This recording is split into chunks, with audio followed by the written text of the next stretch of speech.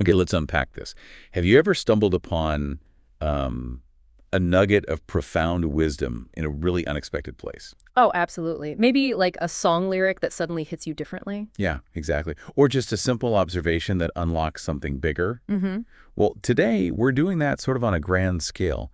We're reaching back centuries, actually, to explore some ancient teachings that still resonate with surprising power. And what's fascinating, I think, is how these timeless ideas are often just simmering beneath the surface of stories and dialogues. Waiting for us to connect. Yeah, waiting for us to connect on that deeper level. Because today we are diving deep into excerpts from the RamGeeta by Bhanu Acharya. Bhanu, a huge figure. Huge. Considered the Aadikabi, the very first poet of the Nepali language. So we're tapping into a real wellspring of wisdom here. And exploring his work gives us this unique chance, really, to see these universal philosophical questions through a very distinct cultural and spiritual lens. It's like getting a new pair of glasses to view the same world. And the specific verses our listener flagged for us, and thank you again for sending this in, they come from the Uttarakhanda. That's the final part of his epic Ramayana. Right. We're zoning in on shlokas 120 through 149. And this section, it contains this really intimate, almost personal exchange between Rama and Lakshmana. Very thought-provoking. Which brings up a key question for us, doesn't it? What can we, as, modern listeners, actually take away from this ancient conversation? What were Lakshmana's big questions? Mm-hmm. And how might they echo our own sort of inner inquiries today? Well, our mission for this deep dive is pretty straightforward. We want to extract the essential wisdom from this classical text. Focusing on self-knowledge. Right, the nature of reality as it's presented here, and the path to what they call liberation. And the goal is to make these profound ideas clear, concise. And hopefully spark some of those fantastic aha moments for you listening. Okay, so let's set the scene then. Where does this dialogue actually kick off? The setting is really simple. Rama and Lakshmana are just together. And Lakshmana starts with a very direct, almost stark question. Oh. He asks Rama, what is the greatest poison? The original word is Hakina Pavish.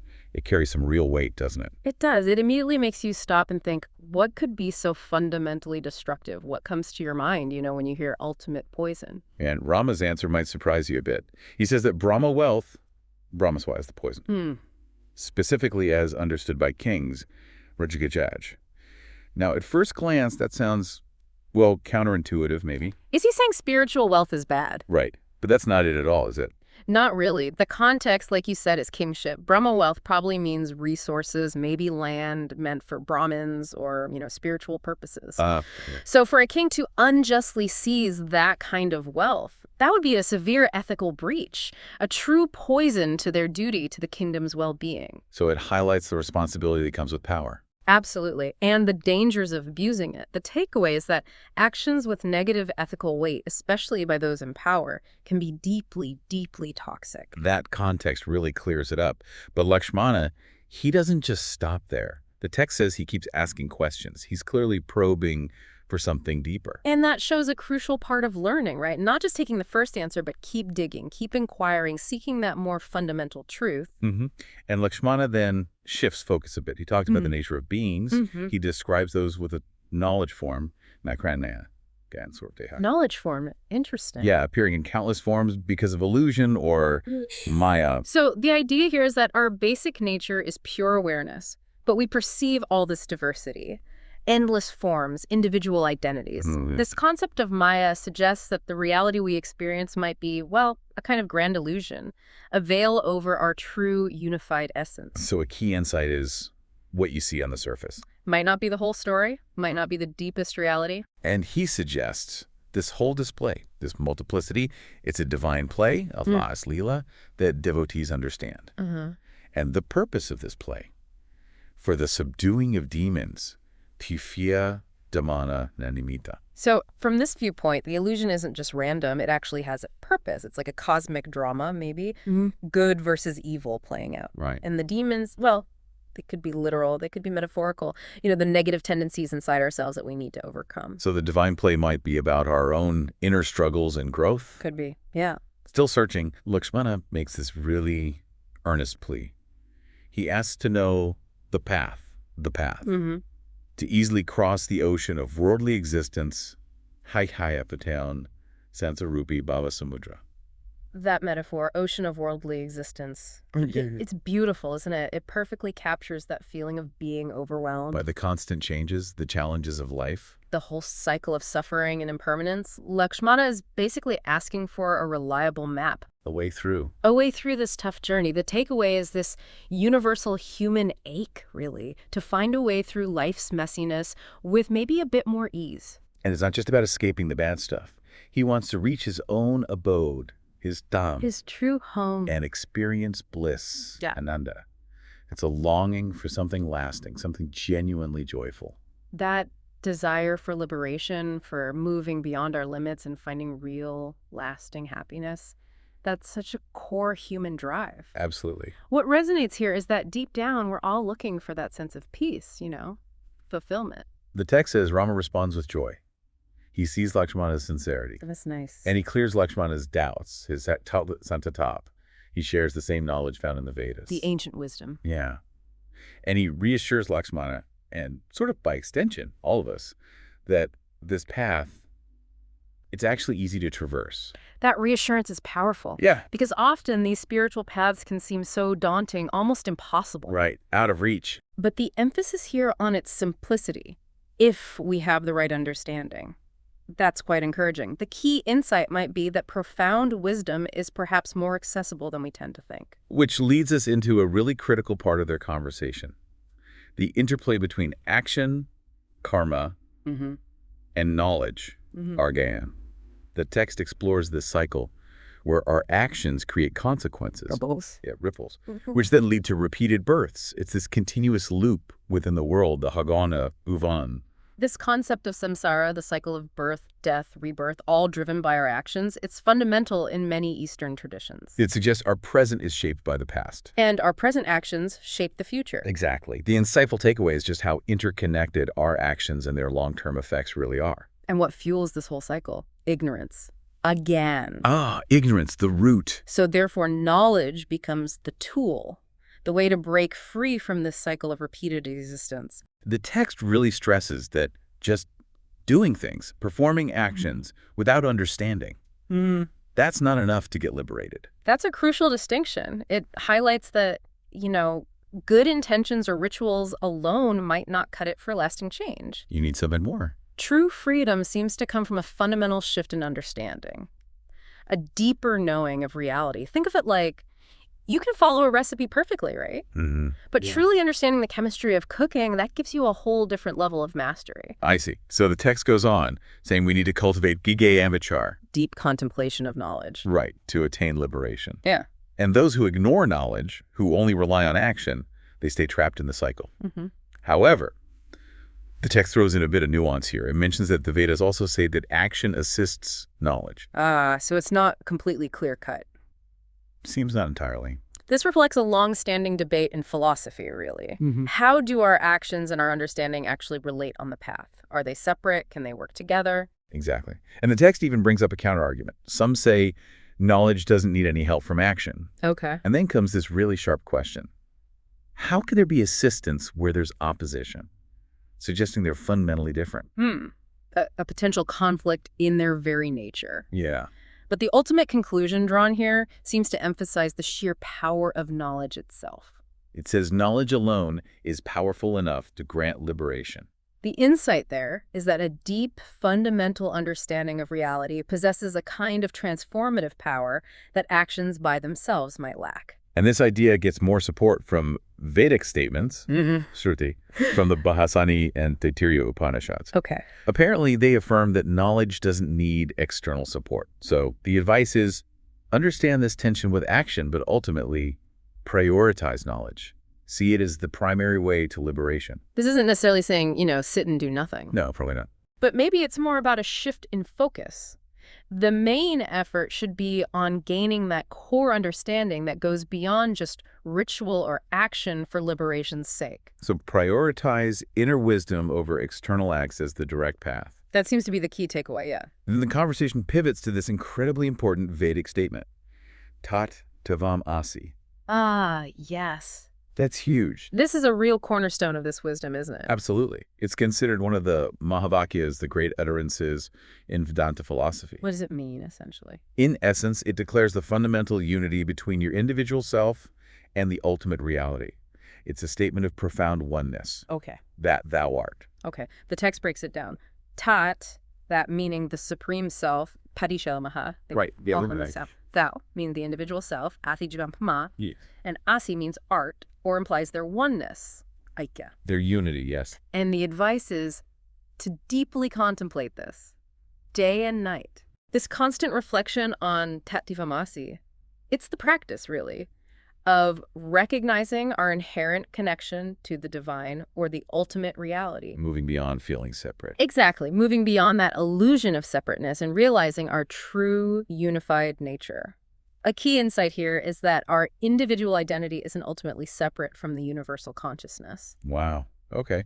Next, they explore the nature of Maya and these things called the two upatis. The limiting adjuncts. Right. Limiting adjuncts. First, the physical body, Achanga, Sharir. Described as formed by Maya, perishable. Made of the 5 basic elements. Yeah. And this is called the gross limiting adjunct, Stulopati. Think of the gross body, the physical vehicle we inhabit. The outer shell. The outer layer, yeah. The part we easily identify with, but it's ultimately temporary, like a garment we wear for a while. Okay. Then there's the subtle limiting adjunct, Tikduhati. Yeah. Goltu Tukmopati. This includes the 10 senses, plus the mind, making 11 elements, born from more subtle, ungrossed elements. Right, and this is the instrument through which we actually experience the world. So the subtle body is like our inner operating system. That's a good way to put it. It includes our thoughts, emotions, sensory perceptions. It lasts longer than the physical body, but it's still not our true, unchanging self. It's the lens. It's the lens through which we perceive and interact with the gross physical world. Yes. The text points out this constant feeling of separation between our individual soul and the supreme soul, felt within this subtle body. Even though the physical body decays relatively fast. Right. And then it makes a crucial point. The individual soul is inherently free, pure, without flaws, like a crystal. Ah, the crystal analogy. Yeah. It only appears to take on the characteristics of these limiting adjuncts, the upadis. That analogy is so helpful. A clear crystal, if you put it near a red flower... It looks red. It looks red, but its fundamental nature, its clarity, is completely untouched. So our true self is like that, pure and free, even though it seems tangled up in our body and mind experiences. Precisely. Our perceived limitations, our flaws, our suffering, they aren't inherent to our true nature. That's a powerful takeaway. And understanding these two limiting adjuncts, gross and subtle, and recognizing the distinct nature of the individual soul that's presented as absolutely essential for liberation. No other way. It says no other way. Which really emphasizes the importance of self-inquiry, of carefully distinguishing between what we are not body, mind, senses, and what we truly are. That pure underlying consciousness. Yeah. It's about peeling back the layers of illusion, to reveal our authentic self. This idea of the self appearing to take on qualities. It's explained further with that crystal analogy again. Just as the crystal isn't truly red, the self doesn't inherently possess the qualities we assign to it based on our experiences. That perceived reflection. Yeah. It's the illusion we need to see through. The key word there is perceived. Exactly. The illusion lies in our perception, in our mistaken identification with these temporary aspects of ourselves. Recognizing that is the first major step towards freedom. The discussion then shifts to the 3 states of consciousness: waking, dreaming, and deep sleep. Ah, yes. Jagrat, Swapna, Sushupti. Right. These are described as functions of the intellect, Buddhi, Varasukyo. Guess what? They're also considered illusory. Also part of Maya. Yeah. The true self, we're told, is eternal bliss. The very form, the essence of Brahman. It makes sense if you think about it. These 3 states are experiences within the realm of Maya. You experience a whole world in your dreams. Dawn when you wake up. Exactly. And deep sleep is a state of, unconsciousness for most of us.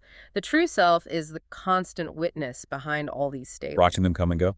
Yeah, but remaining unaffected by their fleeting nature. The insight is that our true being transcends these shifting states of consciousness. And the text advises that by controlling the functions of the intellect and recognizing these limiting adjuncts as ultimately false, seeing through the illusion, we can come to know our true self. This really highlights the role of mental discipline. And the power of discernment, Viveka. We need to learn to see through the illusions our own minds create. And identify with the unchanging reality within. Exactly. And because the self is inherently blissful, the question is posed, where can sorrow even exist within it? Good question. Ignorance, again, is the culprit. Ignorance is why the self appears to experience the world of happiness and sorrow. It's our mistaken identity, born from ignorance, that leads us to believe we are the person subject to life's ups and downs. But our true nature is just joy. Peace. Inherent joy and peace, yes. The takeaway is that suffering isn't an intrinsic part of our being. It's a result of misidentification. Okay, then comes the classic analogy, mistaking a rope for a snake in the dark. Because of ignorance, yeah. Used to explain how the diverse world is seen in the Lord, or Ishwa, due to this same ignorance. This is the concept of superimposition, evieshwa. Right, I guess. Occurring in the conscious self, Tatma, causing the ego and other mental stuff. Mental modifications, thoughts, feelings. Which are said to have no real lasting substance. It's such a powerful analogy, just like the illusion of the snake vanishes when you shine the light of knowledge. The illusion disappears. The illusion of a separate, suffering self dissolves when we realize our true nature. It really underscores how our fears and anxieties often just stem from misperceptions. The text wraps this point up by saying the self is a separate witness. It pervades everything, just like fire permeates iron. The self is the underlying consciousness that animates everything, all of creation. Yet it remains distinct from the ever-changing things it illuminates. Like the screen a Bhanu plays on. Exactly like that. The screen itself isn't affected by the drama happening on it. So how do we actually recognize this true self then? Good question. The text says the signs of the self are revealed through the teachings of a guru and the wisdom of the Vedas, the scriptures. Understanding and actually recognizing the self leads directly to liberation. So guidance and wisdom are key tools. They're presented as essential, yeah. They provide the map and maybe the experience guide for navigating that inner landscape. Therefore, it says, we should deeply contemplate the self in its true form. That's how we get rid of ignorance. There's no other way. No other way. And the practical advice. Find a quiet, solitary place. Withdraw inward. Gain control over the 10 senses in the mind. Focus attention intently on the self. Recognize that the self is the light illuminating the entire universe.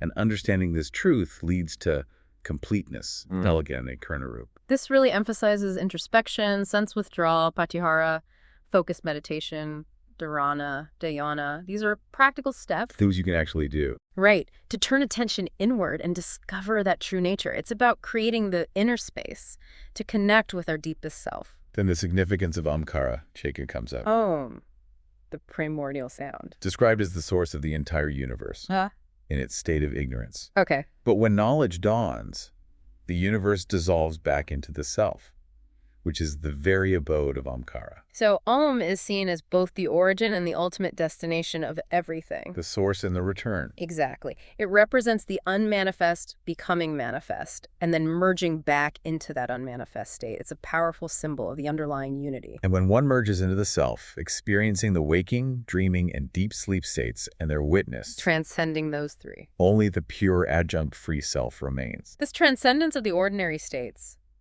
that signifies realizing the fourth state, often called turiya, which is the true, undifferentiated nature of the self, beyond all limits, beyond descriptions, pure consciousness. Wow. Okay, then the text introduces this really profound concept, Jivan Mukti, Living liberation. living liberation. Describes someone who is firmly established in the self through constant contemplation of knowledge Rooted in that understanding. and is no longer affected by suffering, even while still living in a body. That's incredible. Isn't it? Having mastered their senses and mind, let go of desires, such a person effortlessly perceives the self through continuous practice of samadhi.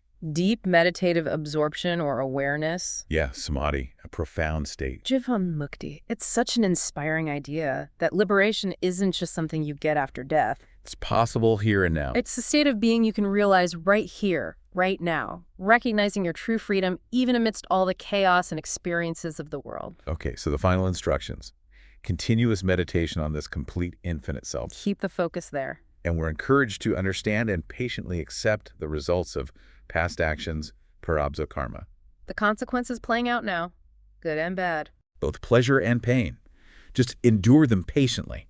And when the physical body eventually falls away, having lived with this deep understanding, you're freed from all worldly sorrows. And merge back into the self. Mm-hmm. The text emphasizes, though, that the embodied soul doesn't achieve, like, complete and endless bliss during earthly existence. Right, the full merging comes later. So therefore, abandon other paths. Focus on deeply contemplating the self. Prioritize that inner journey. Otherwise, you risk not merging back, like a river that never reaches the ocean. It reinforces that idea.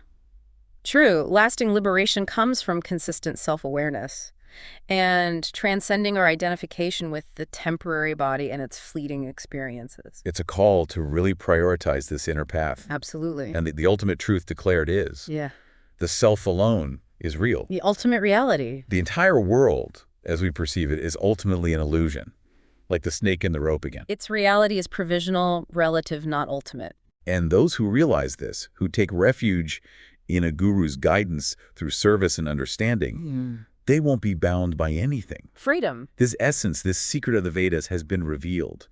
Contemplate it and shed the effects of countless lifetimes. Wow. Therefore, understand the world's illusory nature like a mirage and always engage in devotion to the self, the form of bliss. The emphasis on the world being illusory, it's not about denying its practical reality for us day to day. No, you still have to live in it. Right, but it's about understanding its impermanent, ultimately not self-nature. True refuge, lasting safety, lies in recognizing our own inherent divinity. Interestingly, the text also points out that you can happily worship Rama in a saguna form. With attributes, as a personal god. Or fix your mind on his nirguna form. Without attributes, the impersonal absolute self. And both are equally cherished. Both are essentially expressions of the same reality. That's what it says. It highlights an inclusivity, which is quite beautiful. Different paths to the same truth. Exactly. The path isn't limited to just one practice or form.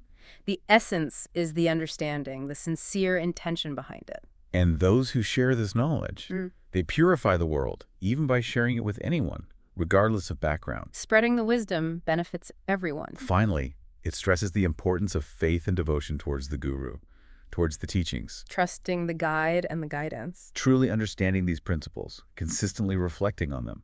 That leads to realizing that your own self is the ultimate truth. The journey brings you back to yourself. And whoever continuously engages with this understanding, their ignorance gets dispelled.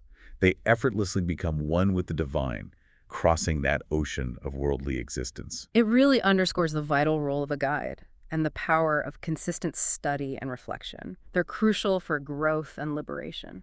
So as we bring this deep dive to a close now, we've journeyed through this incredible ancient conversation. We really have. And unearthed some truly profound insights. Okay. We see the focus on understanding the world's illusory nature, the paramount importance of self-knowledge as the key to liberation. The absolute necessity of Jayan. And that ultimate goal, recognizing the inherent oneness between our individual self and the supreme self.